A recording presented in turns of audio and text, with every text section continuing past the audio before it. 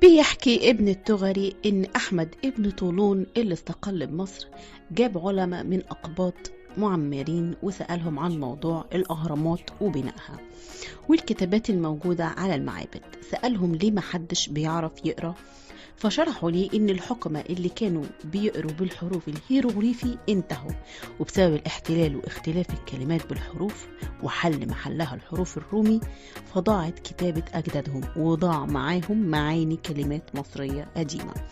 وبالخصوص ده قال ابن مسعود إنه سأل جماعة من الأقباط المصريين في الصعيد عن معنى اسم فرعون، فلما معرفوش معناها عرفوا ان اهل الخبرة اللي كانوا بيقروا الكلام ده خلاص راحوا وما قدروش يقروا بالحروف الهيروغليفي. طب بالنسبة للغة القبطية ايه اللي حصل وايه اللي خلى اللغة الهيروغليفي تضيع مننا؟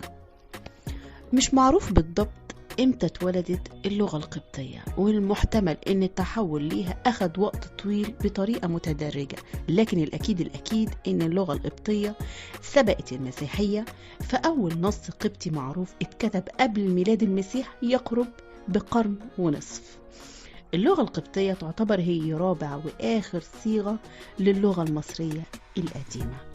الهيروغليفي كان أول حاجة يتكلموها المصريين، ودي كانت موجودة في الكتابات المقدسة وعلى المعابد وورق البردي.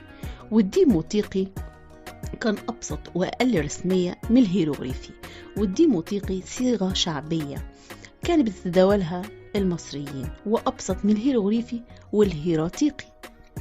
غالبية المصريين اللي عايشين في أقليم مصر وبره اسكندرية لما ابتدى التبشير بالمسيحية كانت اللغة اليونانية هي اللي سايدة، وما كانوش بيتكلموا طبعا اليوناني لغة الدولة الرسمية، وإن كانوا بيضطروا بيستخدموها في معاملاتهم مع الدولة الرومانية الحاكمة سواء في الدواوين أو في المحاكم، وفي العادة عن طريق كتبة عموميين، لأن غالبيتهم كانوا أميين ما بيعرفوش لا يقروا ولا يكتبوا إلا بالديموطيقي.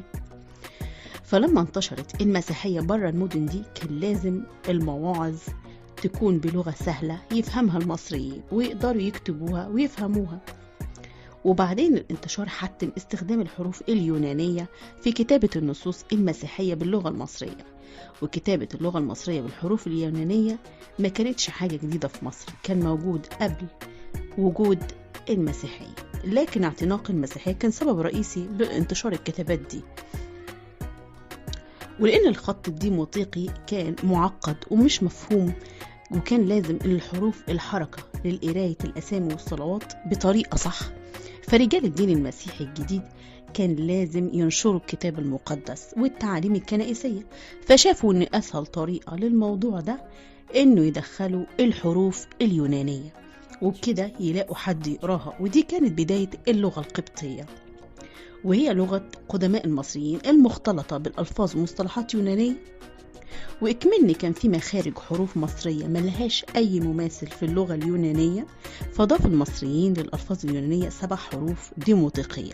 ومن المرجح مع نهاية القرن الثاني بداية القرن الثالث كانت الأناجيل في مصر كلها مكتوبة بالقبطي، ودي كانت بداية اللغة القبطية، وفي نفس الوقت ضياع القدرة على قراءة اللغة المصرية القديمة، لحد لما جت الحملة الفرنسية على مصر وفك شامبليون حجر رشيد، وعرفنا في وقتها معنى اللغة الهيروغليفية وحروفها.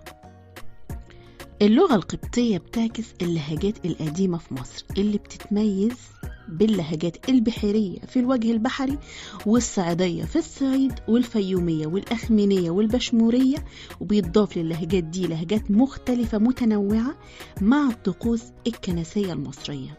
هي اللغة البحرية اللي من المحتمل إنها أقدم اللهجات القبطية، واستخدام اللغة القبطية للغة اليونانية كان على صالح اللغة المصرية والقومية المصرية، خلى البرديات والنقوش على المعابد ما حدش بيعرف يقراها.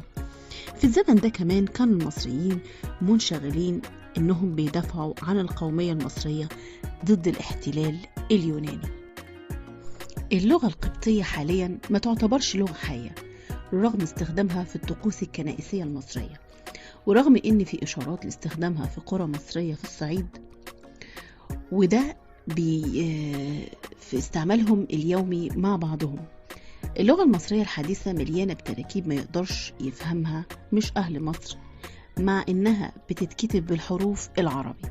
اللي حصل مع اللغة القبطية واللغة العامية المصرية هو نفسه اللي حصل مع اللغة القبطية واللغة القديمة المصرية. ورغم إن بعض محاولات تهميشها ثقافيا، إلا إنها لحد الآن لسه بتستخدم اللغة القبطية رغم إن احنا ما نعرفش. ولسه معانا فيديوهات تانية هنواصل فيها كلامنا عن اللغة القبطية. مع السلامة.